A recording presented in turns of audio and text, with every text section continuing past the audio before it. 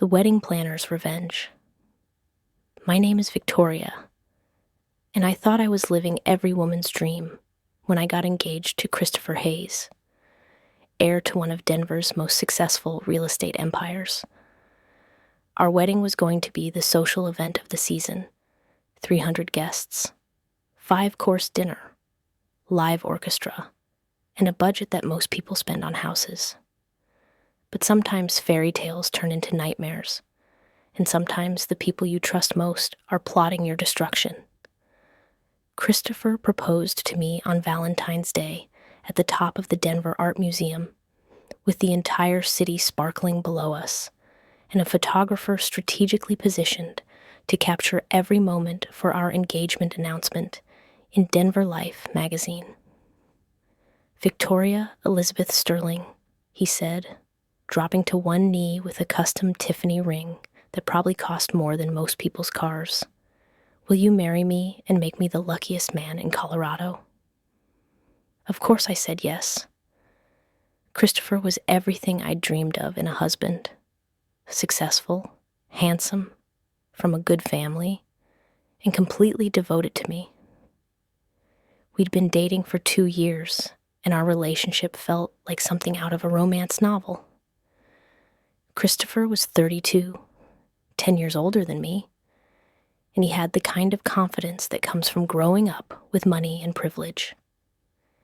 He was 6'3", with dark hair and green eyes, always impeccably dressed, and he had a smile that could charm anyone from society matrons to business rivals. I was 22, fresh out of University of Colorado with a degree in marketing and working at a boutique advertising agency downtown. Christopher had walked into our office 18 months earlier, looking for someone to handle marketing for his family's luxury residential developments, and I'd been assigned to his account. "You're going to do great things," he told me after our first business meeting. "I can tell you have that hunger for success." What started as a professional relationship quickly became personal. Christopher would find reasons to schedule extra meetings, then suggest we continue our discussions over dinner at Denver's most exclusive restaurants. "I love your ambition," he said one evening over champagne at Garden Grace. "Most women your age are just looking for someone to take care of them, but you actually want to build something." I was flattered by his attention and impressed by his business acumen. Christopher had taken his family's already successful company and doubled their revenue in 5 years through strategic acquisitions in luxury developments in Aspen and Vail. "I want a partner in life," he told me on our 6th official date. "Someone who understands business, who can hold her own in any social situation, who wants to build an empire together." That's exactly what I wanted too. I'd grown up middle class in suburban Denver, and while my parents had given me every opportunity, I'd always dreamed of the kind of life that Christopher could offer: travel, luxury, influence, the ability to make a real impact in the world. Our engagement announcement made the society pages of 3 different magazines. The photo of Christopher's proposal was featured in Denver Life, with the caption, "Colorado's Golden Couple.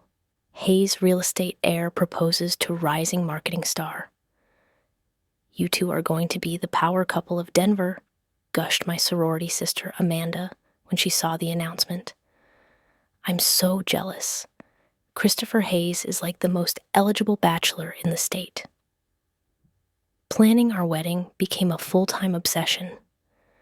We wanted everything to be perfect, memorable, and worthy of the Hayes family reputation. Christopher's mother, Patricia Hayes, had very specific ideas about what constituted an appropriate wedding for her son. "We'll need at least 300 guests," she informed me during one of our planning sessions at the Denver Country Club. "The ceremony should be at St. John's Cathedral, and the reception at the Brown Palace. Nothing too trendy. Classic elegance is what the Hayes name represents." I nodded and took notes like a good future daughter-in-law. but privately I felt overwhelmed by the pressure and expectations. This wasn't just a wedding, it was a social and business event that would establish Christopher and me as the next generation of Denver high society. "Don't worry," Christopher assured me one evening when I expressed anxiety about all the details. "We'll hire the best wedding planner in the city, someone who can handle everything and make sure our day is perfect." That's how we found Sophia Chen. Sophia came highly recommended from Patricia's social circle. She'd planned weddings for senators, CEOs, and several Colorado celebrities. Her portfolio was stunning. Elaborate affairs that looked like they belonged in magazines, with every detail perfectly coordinated and flawlessly executed. "Sophia doesn't just plan weddings," Patricia explained. "She creates experiences. She understands that a Hayes family wedding needs to be more than just a party. It needs to be a statement." Our first meeting with Sophia was at her upscale office in Cherry Creek. Sophia was probably in her early 30s, strikingly beautiful in a polished, professional way. She had long black hair, perfect makeup, and wore a designer dress that probably cost more than my monthly rent. "Congratulations," Sophia said warmly, shaking both our hands. "I've heard so much about you both. This is going to be an absolutely magical wedding." Sophia spent 2 hours walking us through her planning process, showing us photos from previous weddings, and discussing our vision. She was incredibly organized, creative, and seemed to understand exactly what we wanted before we even articulated it. "I specialize in luxury weddings that reflect the couple's personality and values," she explained. "For you two, I'm envisioning something that's elegant but not stuffy, grand but intimate, traditional but with personal touches that make it uniquely yours." Christopher was immediately impressed. "She gets it," he told me afterward. "She understands that this wedding represents both of our families and our future together." I agreed. Sophia seemed like the perfect choice. Professional, experienced, and creative enough to handle all the pressure from both sides of our families. "I want this to be the most beautiful day of your life," Sophia told me as we were wrapping up the meeting. "Every bride deserves to feel like a princess, and I'm going to make sure that happens for you." Over the next 6 months, planning the wedding consumed my life in the best possible way. Sophia was incredible to work with. She anticipated problems before they arose, had connections with the best vendors in Denver, and somehow managed to keep both Patricia Hayes and my own mother happy with all the decisions. "Sophia is a miracle worker," my mom said after a particularly successful cake tasting, where we'd managed to choose something that satisfied everyone's preferences. "I don't know how she keeps track of everything." The wedding was planned for October 15th at St. John's Cathedral, with the reception following at the Brown Palace Hotel. We'd booked the grand ballroom for 300 guests, arranged for a 12-piece orchestra, and hired the hotel's executive chef to create a custom menu featuring Colorado beef and locally sourced ingredients. "This is going to be the wedding of the decade," Amanda gushed when I showed her photos of our venue and decor choices. "I can't believe how gorgeous everything is going to be." Christopher and I met with Sophia weekly to go over details, make decisions, and coordinate with vendors. She was always perfectly prepared, incredibly organized, and seemed genuinely invested in making our day perfect. "You two are such a beautiful couple," she would often say during our meetings. "Christopher, you're so lucky to have found someone as wonderful as Victoria." Christopher would always smile and agree enthusiastically. "I tell her that every day," he'd say, squeezing my hand. About 3 months before the wedding, Sophia suggested that she and Christopher meet separately to plan some surprise elements for the reception. I want to coordinate with the band about some special music choices, she explained to me. And there are a few logistical details about the bachelor party aftermath that Christopher should handle directly with me. That sounds great, I said. I love surprises. Christopher seemed enthusiastic about working with Sophia on these special touches. She has such great ideas, he told me after their first solo planning meeting. I think you're really going to love what we're putting together. Over the next few weeks, Christopher had several meetings with Sophia that I wasn't part of. Sometimes they would meet at her office, sometimes over lunch to discuss vendor coordination, sometimes at the venues to check on setup details. Sophia is so thorough, Christopher would report back to me. She's thinking of details that never would have occurred to either of us. I was grateful that Christopher was taking such an active role in the wedding planning. Many of my friends complained that their fiancé showed no interest in the details, but Christopher seemed genuinely invested in making our day perfect. 2 months before the wedding, I started noticing that Christopher seemed distracted and stressed.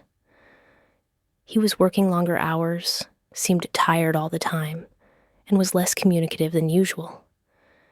Is everything okay? I asked one evening when he seemed particularly distant during dinner. Just work stress, he said, not making eye contact. We're closing on 3 major properties this month, and the paperwork is insane. Is there anything I can do to help? No, it's just part of the business. It'll calm down after the wedding. I accepted his explanation, but I couldn't shake the feeling that something was bothering him beyond normal work pressure. Around the same time, I started receiving text messages from Sophia at odd hours. Messages about wedding details that could have easily waited until business hours.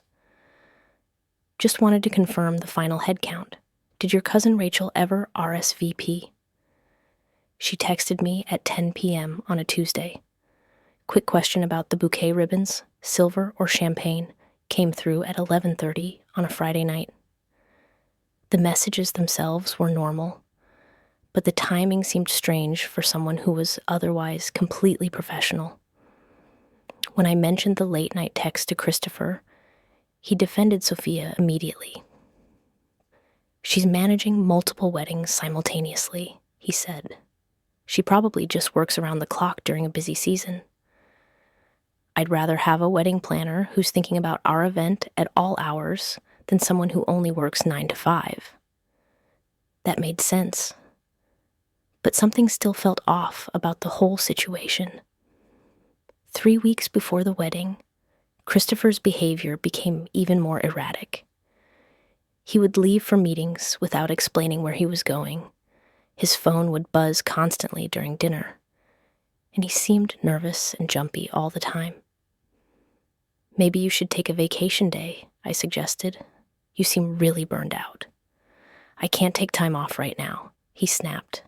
There's too much happening with work and the wedding. I just need to get through the next few weeks. Meanwhile, Sophia was becoming increasingly involved in every aspect of our wedding planning. She was coordinating with my dress-fitting appointments, handling communications with Christopher's groomsmen, and even offering to help with our honeymoon planning. I have connections with luxury travel agents, she told me during one of our final planning meetings. I could help you upgrade your Maui reservations. That's so sweet of you, I said, but Christopher has already handled all the travel arrangements. Of course he has, Sophia smiled. Christopher is so thoughtful and organized. You're really lucky to have found someone who pays attention to details like that. The week before the wedding, everything seemed to accelerate into chaos. Final fittings, rehearsal dinner preparations, out-of-town guests arriving, and last-minute vendor confirmations kept me running from morning until night. Christopher seemed even more stressed and distracted than before. He would disappear for hours at a time, claiming he was handling last-minute business issues or meeting with Sophia about final wedding details. "I feel like I never see you anymore," I complained on Tuesday evening when he came home at 9 p.m. from what was supposed to be a quick meeting with the caterer. "It's just wedding stress," he said, kissing me on the forehead. "After Saturday, everything will go back to normal." Wednesday night was our rehearsal dinner at the Denver Country Club. Both families were there, along with the wedding party and close friends. It should have been a celebration, but I couldn't shake the feeling that something was wrong. Christopher seemed nervous throughout dinner, barely touching his food and checking his phone constantly. When people gave toasts about our relationship and upcoming marriage, he smiled and nodded, but seemed distracted. "Are you feeling okay?" I whispered to him during dessert. "Just pre-wedding jitters," he said. "Tomorrow is going to be perfect." After the rehearsal dinner, Christopher said he needed to meet with Sophia one final time to confirm morning of logistics. "Can't it wait until tomorrow?" I asked. "It's almost 10 p.m. "She's flying out early in the morning to coordinate with the vendors," he explained. "This is the only time we can sync up on the final timeline." I went home alone while Christopher went to meet with our wedding planner at 10 p.m. on the night before our wedding. Something was definitely not right, but I couldn't figure out what it was. Was Christopher having second thoughts about getting married? Was there a problem with one of the vendors that he was trying to solve without stressing me out? I barely slept that night. Wedding morning arrived gray and drizzly, which felt ominous, but wasn't necessarily a disaster. "Rain on your wedding day is good luck," my mother assured me as we got ready at the hotel suite Sophia had reserved for the bridal party. Some of the most beautiful wedding photos I've ever seen were taken in the rain, added my maid of honor, Sarah. "Don't worry about the weather." Sophia arrived at the bridal suite at 9 a.m. with coffee, pastries, and a detailed timeline for the morning. She looked absolutely gorgeous. Her makeup was perfect. Her hair was styled in an elegant updo, and she was wearing a stunning navy dress that probably cost more than most people's rent. "Good morning, beautiful bride," she said cheerfully. "Today is going to be absolutely magical. I've already checked with all the vendors, and everything is running perfectly on schedule." For the next 4 hours, Sophia orchestrated our getting ready process like a military operation. Hair, makeup, photos, dress fitting, jewelry, final touches. Everything happened seamlessly under her direction. "You look absolutely radiant," Sophia told me as we were putting the finishing touches on my makeup. "Christopher is going to fall in love with you all over again when he sees you walking down the aisle." At that moment, I felt grateful to have such a professional, caring wedding planner managing our day. Whatever stress I'd been feeling about Christopher's behavior seemed less important in the face of Sophia's competent organization and genuine enthusiasm. "I can't thank you enough for everything you've done," I told Sophia as she was helping me into my dress. "This has been such a crazy process, but you've made it so much easier." "It's been my absolute pleasure," Sophia said, with a smile that seemed a little too bright. "I've really enjoyed getting to know you and Christopher. You're such a special couple." At 1 p.m., it was time to head to St. John's Cathedral for photos before the ceremony. Sophia had arranged for a luxury bus to transport the bridal party, and she rode with us to coordinate with the photographer and make sure everything was ready at the church. The cathedral looked absolutely magnificent. Sophia and her team had transformed it with thousands of white roses, elegant lighting, and gorgeous fabric draping that made the already impressive space look like something out of a fairy tale. "Oh my God," breathed Sarah when she saw the sanctuary. Victoria, this is the most beautiful wedding setup I've ever seen. I had to agree. Sophia had exceeded every expectation and created something that was both breathtakingly elegant and deeply personal. For the next hour, we took photos throughout the cathedral and the surrounding grounds. The rain had stopped, and late afternoon sunlight was streaming through the stained glass windows in a way that made everything look magical. "These are going to be the most gorgeous wedding photos ever," gushed the photographer. "The light is absolutely perfect." As we were finishing up the bridal party photos, Sophia approached me with a small wrapped box. "I have a special surprise for you," she said, with an excited smile. "Something to make your day even more memorable." "Sophia, you've already done so much. You didn't need to get me a gift." "This isn't exactly a gift," she said, her smile becoming a little more mysterious. "It's more of a revelation, something I think you need to see before you walk down the aisle." She handed me the box, which was about the size of a jewelry box, but heavier. "Open it," she encouraged. I untied the ribbon and lifted the lid. Inside was a small tablet computer, already turned on and displaying what appeared to be a video file. "What is this?" I asked, confused. "Press play," Sophia said quietly. I pressed the play button, and the screen filled with security camera footage from what appeared to be a hotel room. The timestamp showed it was from 2 weeks ago, and the image quality was clear enough that I could immediately recognize the two people in the video, Christopher and Sophia, in bed together. I stared at the screen in shock, watching my fiancé and my wedding planner in an intimate embrace, kissing passionately, clearly in the middle of a romantic encounter. "What is this?" I whispered, though I already knew exactly what it was. "The truth," Sophia said simply. "The truth about what Christopher and I have been doing for the past 3 months."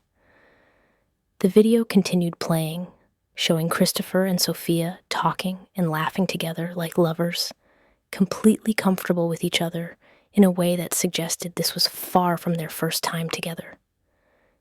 "You've been having an affair," I said, still staring at the screen. "We've been in love," Sophia corrected. "What Christopher has with you is an arrangement. What he has with me is real." I looked up at her, and for the first time I saw her without the professional mask. She looked triumphant, almost gleeful. "Why are you showing me this now?" I asked. "Why didn't you tell me months ago?" "Because this way is so much more satisfying," Sophia said, with a cold smile. "Christopher thought he could have both of us. He thought he could marry you for your family connections and business advantages, and keep me as his mistress on the side." "So you planned this? You planned to ruin my wedding day?" "I planned to give Christopher exactly what he deserves. A public humiliation to match the private humiliation he put me through." I looked around the cathedral, where 300 guests were already arriving, where Christopher was presumably getting ready in a separate room, where vendors and musicians and photographers were preparing for what was supposed to be the most beautiful day of my life. "Everyone's already here," I said weakly. "I know. That's the point. You want me to cancel the wedding? In front of everyone? I want you to expose Christopher for who he really is. In front of his family, your family, his business associates, and everyone else who thinks he's such a catch."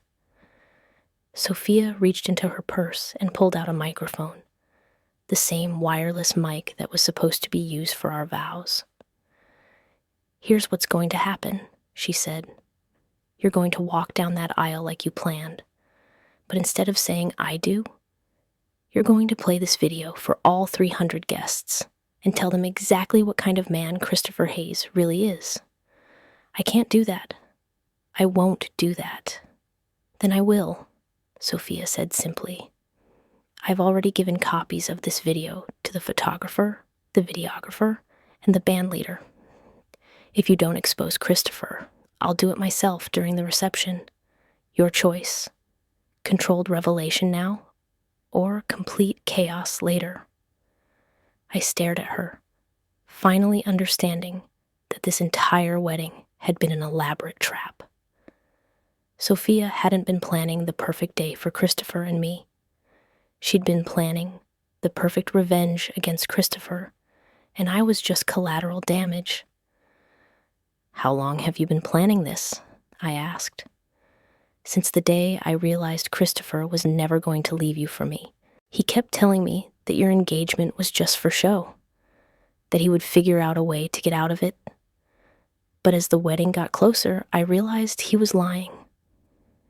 He was actually going to marry you and expect me to be satisfied with being his side piece forever. So you decided to destroy both of us. I decided to give Christopher a choice, me or you. And since he chose wrong, now everyone gets to see what kind of man he really is." I looked around the cathedral one more time. My parents were in the front row, beaming with pride. Christopher's family was dressed in their finest clothes, probably discussing business deals and social connections. My friends from college were taking selfies and posting excited updates about my perfect fairy tale wedding. All of them were about to witness the most humiliating moment of my life. But they were also about to learn the truth about Christopher Hayes. "Give me the microphone," I said quietly. Sophia smiled and handed it to me. "I knew you'd make the right choice." "This isn't the right choice. This is just the only choice you've left me." I walked toward the sanctuary doors, where my father was waiting to escort me down the aisle. Behind me, I could hear Sophia giving instructions to the photographer and videographer about capturing what was about to happen. "Ready, sweetheart?" my dad asked, offering me his arm. "No," I said honestly, "but let's go anyway." The wedding march began, and the sanctuary doors opened. 300 people rose to their feet as I began walking down the aisle toward Christopher, who was standing at the altar looking handsome and confident in his custom tuxedo. As I walked, I could see friends and family members smiling and crying happy tears. I could see Christopher's business associates and my college friends and extended family members who had traveled from across the country to celebrate our marriage. In 30 seconds, I was going to destroy all of this. When I reached the altar, Christopher took my hands and smiled at me with what looked like genuine love and happiness. "You look absolutely incredible," he whispered. "I'm so lucky." I looked into his green eyes and saw the man I'd fallen in love with 2 years ago. The man who had charmed my parents, supported my career ambitions, and proposed to me on the most romantic night of my life. I also saw the man who had been lying to me for months, who had been sleeping with our wedding planner, who had planned to marry me while continuing his affair on the side. The priest began the ceremony, but I wasn't listening to his words. I was trying to figure out how to find my voice, how to use the microphone in my hand, how to tell 300 people that everything they thought they knew about Christopher and me was a lie. "Do you, Victoria Elizabeth Sterling, take Christopher Michael Hayes to be your lawfully wedded husband?" the priest asked. This was my moment. I could say yes and live the rest of my life knowing my husband was a cheater and a liar. Or I could say no and destroy both of us in front of everyone we knew. I raised the microphone to my lips. "Before I answer that question," I said, my voice carrying clearly throughout the silent cathedral, "there's something everyone needs to see." I nodded to the videographer, who had been given instructions by Sophia to connect his equipment to the large screens that had been installed for everyone to see our ceremony clearly. The screens filled with the hotel room security footage of Christopher and Sophia together. The cathedral erupted in gasps and shocked murmurs as 300 people watched my fiancé having sex with my wedding planner. Christopher went white as a sheet. "Victoria, I can explain," he started to say, but his voice wasn't amplified and was drowned out by the noise from the crowd. "Christopher Hayes has been having an affair with our wedding planner for 3 months," I announced into the microphone. "So no, I don't take him to be my lawfully wedded husband. I don't take him to be anything at all." I handed the microphone to the stunned priest, gathered up my dress, and walked back down the aisle as quickly as I could in heels and a wedding gown. Behind me, the cathedral was in chaos. I could hear Christopher shouting my name, his mother demanding explanations, my mother crying, and hundreds of conversations happening simultaneously as people tried to process what they had just witnessed. I made it to the bridal suite at the back of the cathedral, where I locked the door and finally allowed myself to break down completely. 20 minutes later, there was a knock on the door. "Victoria, it's your mom. Can I come in?" I unlocked the door and let her in. She immediately wrapped me in a hug while I sobbed into her shoulder. "I'm so proud of you," she whispered. "That took incredible courage. I can't believe he did this to me. I can't believe she did this to me. Neither of them deserved you, sweetheart." Over the next hour, various family members and friends came to check on me. Sarah brought me tissues and helped me out of my wedding dress. My dad brought me comfortable clothes to change into and assured me that Christopher and his family had left the cathedral. "What about the reception?" I asked. "What about all the vendors and the food and the music?" "Sophia disappeared right after you made the announcement," Sarah reported. "But your dad and Christopher's dad are working together to handle the logistics. They're going to turn it into a party for the guests who want to stay and send everyone else home with apologies." "Where's Christopher?" "Gone. He left with his parents about 10 minutes after you walked out." "Did he say anything?" "He tried to get back into the cathedral to find you, but your dad and your Uncle Mike blocked him. He kept saying he could explain everything. But honestly, I don't think anyone wanted to hear his explanations." 2 hours later, I was sitting in my parents' living room in sweatpants and a t-shirt, eating leftover wedding cake and trying to process what had happened. "Do you think I did the right thing?" I asked my mom. "Do you think you did the right thing?" "I think I did the only thing I could do once I knew the truth. But I still feel terrible about humiliating Christopher like that in front of everyone." "Victoria, Christopher humiliated himself. You just made sure everyone else knew what kind of person he really is." My phone had been buzzing constantly with calls and texts from friends, family members, and even reporters who had somehow heard about the wedding disaster. I'd turned it off after the 15th call. "What am I going to do now?" I asked. "Now you're going to take some time to heal," my mom said. "And then you're going to build the life you actually want, not the life someone else picked for you." 3 days later, Sophia called me. "I wanted to thank you," she said when I answered the phone. "Thank me for what?" "For making the right choice, for exposing Christopher instead of protecting him. I didn't do it for you, Sophia. I did it because I deserved better than being lied to." "Well, regardless of your motivation, I'm glad you did it." Christopher needed to face consequences for his actions. What about consequences for your actions? You destroyed my wedding day. You manipulated and deceived me for months. I gave you the truth. What you did with it was up to you. You could have told me about the affair months ago and saved everyone a lot of pain, but that wouldn't have been nearly as satisfying. I hung up on her. A week later, I found out that Sophia's wedding planning business had collapsed overnight. Apparently, destroying a client's wedding day isn't great marketing for future brides. She'd also been sued by several vendors who didn't get paid for their work on my wedding. Christopher tried to contact me multiple times over the following weeks, alternating between apologies and attempts to justify his behavior. What Sophia and I had wasn't love, he said in one voicemail. It was just physical. You're the one I wanted to marry.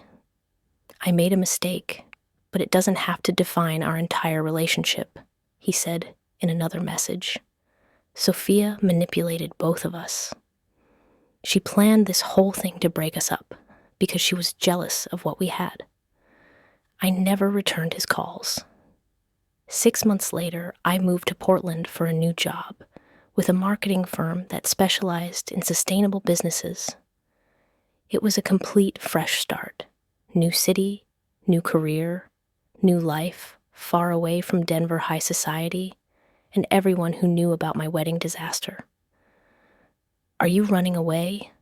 my mom asked when I told her about the move. "I'm running towards something better," I said. "I'm 23 years old. I have my whole life ahead of me, and I refuse to spend it in a city where everyone knows me as the woman who got cheated on by Christopher Hayes." Portland was exactly what I needed. I found an apartment in a trendy neighborhood, joined a hiking club, and threw myself into work with a passion I'd never felt before. 2 years later, I'm in the best place I've ever been. I'm dating a wonderful man named David who is honest, kind, and completely devoted to our relationship. He knows the whole story about Christopher and Sophia, and he's never made me feel like damaged goods or someone to be pitied. "You dodged a bullet," David said when I first told him about my wedding disaster. "Christopher showed you who he really was before you legally bound yourself to him. That's actually lucky." He was right. As painful as that day was, it saved me from years of marriage to someone who was fundamentally dishonest and selfish. I heard through mutual friends that Christopher's real estate business struggled after our wedding scandal became public knowledge. Apparently, being known as the guy who cheated on his fiancé with their wedding planner isn't great for business relationships either. He never married anyone else, as far as I know. Sophia moved to Los Angeles and tried to reinvent herself as an event planner for celebrities, but her reputation followed her there too.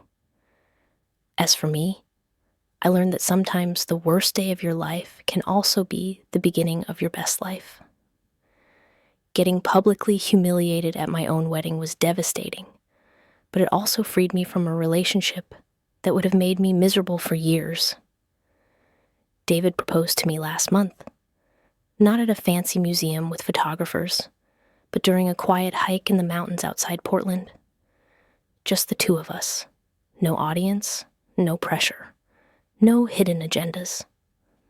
"I want to spend my life with you," he said simply. "Not because it makes business sense or looks good to other people, but because you make me happy, and I want to make you happy too. When we get married next spring, it will be a small ceremony with just our immediate families and closest friends. No wedding planner, no elaborate reception, no social media announcements. Just two people who love each other honestly, making promises they actually intend to keep.